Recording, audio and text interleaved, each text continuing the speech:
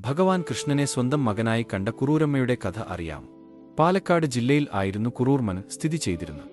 എന്നാൽ നാടുവാഴിയും കുറൂർ മനയിലെ കാരണവരുമായി ചില അസ്വാരസ്യങ്ങൾ ഉണ്ടായതിനാൽ കുറൂർ മനക്കാർ തൃശൂർ ജില്ലയിലെ വെങ്ങലശ്ശേരി എന്ന സ്ഥലത്തേക്ക് വരികയായിരുന്നു. തുടർന്ന് വെങ്ങലശ്ശേരിയിൽ അറിയപ്പെടുന്ന മനയായി കുറൂർമ. പിന്നീട് കുറൂർമനയിലെ ഒരു നമ്പൂതിരി തൃശൂർ ബ്രഹ്മസ്വം മഠത്തിലെ വേദ അധ്യാപകനായിരുന്നു. അദ്ദേഹം കുറൂരമ്മയെ വിവാഹം ചെയ്തു കുറൂർമനയിലേക്ക് കൊണ്ടുവന്നു. അന്ന് കുറൂരമ്മയുടെ നാമം ഗൗരി എന്നായിരുന്നു.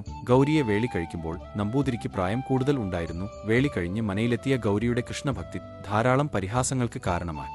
എങ്കിലും ഗൗരി കണ്ണനെ വിളിച്ചുകൊണ്ടേയിരുന്നു. പിന്നീട് ഏറെ വൈകാതെ ഗൗരി വിധവയായി തീർന്നു.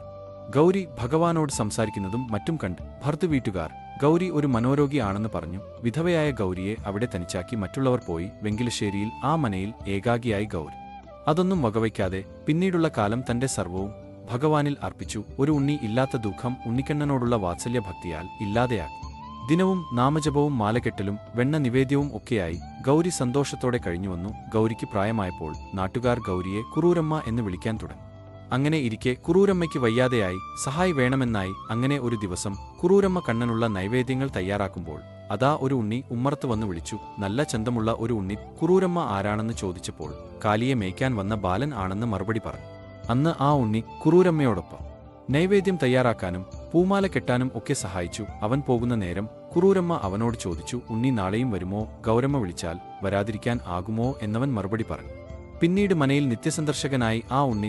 അവന്റെ നാമം ഉണ്ണി എന്നാണ് കുറൂരമ്മയ്ക്ക് അറിയുക. അത് സാക്ഷാൽ ഉണ്ണിക്കണ്ണൻ ആണെന്ന് കുറൂരമ്മ അറിഞ്ഞിരുന്നില്ല. അവൻ അമ്മയോട് കുറുമ്പുകൾ കാട്ടി. കുറൂരമ്മ അവന്റെ ചെവിക്ക് പിടിച്ചു തിരുമ്മി. ഇടയ്ക്ക് പപ്പടം കാച്ചിയാൽ അവൻ അതെടുത്ത് ഓടും.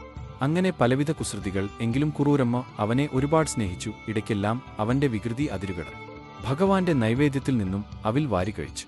പിന്നീട് അവിലിൽ ഉമി വാരിയിട്ടു. കുറൂരമ്മയ്ക്ക് ഇത് കണ്ടു സഹിച്ചില്ല. കോപം കൊണ്ട് ഉണ്ണിയുടെ ചെവിക്ക് പിടിച്ച് കരിക്കലത്തിൽ അടച്ചുവെച്ചു. പിന്നീട് വില്ലമംഗലം ഭഗവാനെ ദർശിക്കുമ്പോൾ ഭഗവാന്റെ ദേഹം ആ സകലം കരിയായിരുന്നു. ഭഗവാൻ നടന്നതെല്ലാം വില്ലമംഗലത്തോട് പറഞ്ഞു.